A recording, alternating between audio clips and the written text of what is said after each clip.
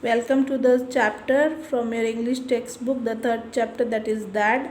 I have already finished the first part where we have talked about the story is set up in Mizoram and it is the mid month of September, and the poet has woke up from the narrator has woke after a afternoon nap. He has woken up and he is thinking about how his son asks him interesting yet complex questions, and how he handles him and how he enjoys answering those questions.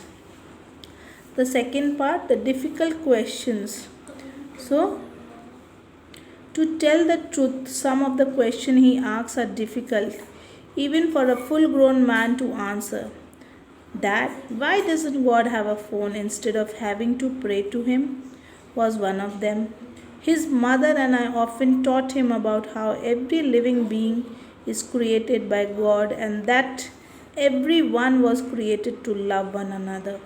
So now he is remembering that how these questions are very, very difficult at times for even a grown up man to answer. And one such question he is telling us that he has been asking, that why does not God have a phone? And why do we have to pray to him? We can rather just talk to him on the phone. So even the grown-ups, they don't know the answer to these questions, but still he feels that he is able to tackle those questions.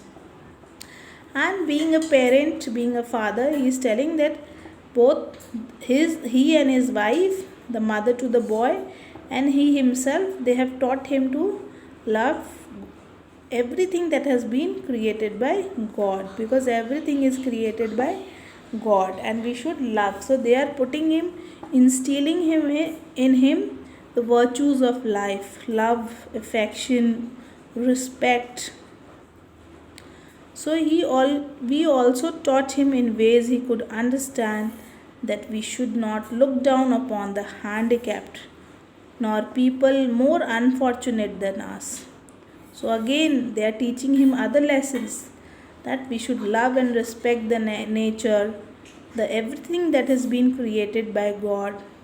And he's telling even the handicapped, the people who are not so, who are specially abled, who does not have certain things for them, and the ones who are not so fortunate in their life, the poor, the needy, all should be loved and respected, and how we should quietly tolerate and forgive even if others hurt us or anger us.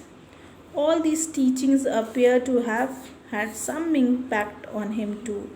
So the father is telling that we have taught him how to be tolerant, how to forgive others, how not to be angry on them, love others, respect others, and love every creation of God.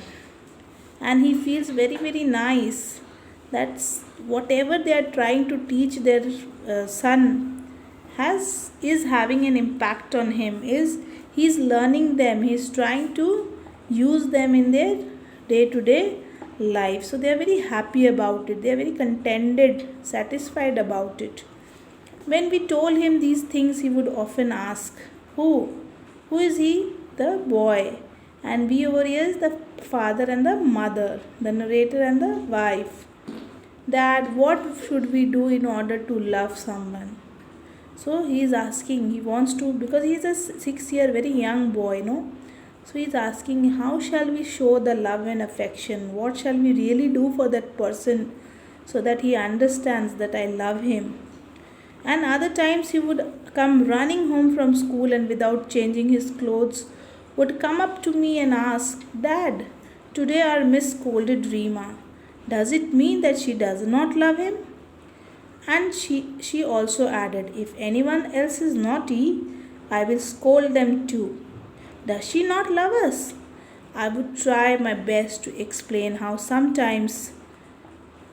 we sometimes need to be reprimanded if it is for our own good. So, because he's a young child, he wants to understand the process. He wants to be clear on his thoughts. So, he is asking that what should we do for somebody for whom we want to love somebody. And then he one day, maybe his teacher has scolded one of his classmates, Rima. So now he's telling that if she's scolding that person, that girl, does that mean that she's not loving her, or does that mean that she's not liking her? So how that he was confused. So he would come to his father and ask him questions without changing his dress, his clothes, because he wanted an urgent answers for it. So then his father would make him understand that this is not, sometimes one needs to be scolded, so that because the teacher is scolding someone for his good, not for the good of the others. And if your teachers, if your parents, they scold you, does not mean that they don't love you. They scold you so that if you're doing something wrong, if they are a little strict in their words, so that to make you understand that it is all for your good, to make you learn something, some virtue in life. So he would make things clear for his son. I am inexperienced in raising a child. Many times I find it very difficult.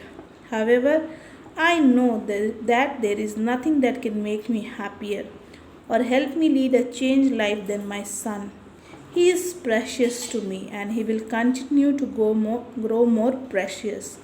Sometimes, when I think about that question that Bhai Puya asks me, I feel that he is attempting to find the beauty of life in others. So he is telling that I am not experienced. The narrator is telling that I am not experienced in raising a child, in upbringing of a child, but whatever little I know, and it is a difficult task because you have to instill in him lots of virtues. But he feels that the narrator is telling that whatever little I know, and I am also trying to improve on myself, everything it makes me very very happy. I also feel that I am changing as a person, because whatever I'll do, my son will do it. So if he has any flaws, I am also trying to go away with it, so that my son, he can learn good things in life. And he feels that his son is a very precious possession, a very precious thing to him. And Bhavai Puya is something that he calls out of a pet name, kind of a pet name. He calls out of love to his son. And he feels very very happy that his son is trying to find the beauty of life in others, trying to understand the nature, the people, trying to love them, respect them, have affection for them. Thank you, dear students. Please go through the chapter and more in the next video. Thank you.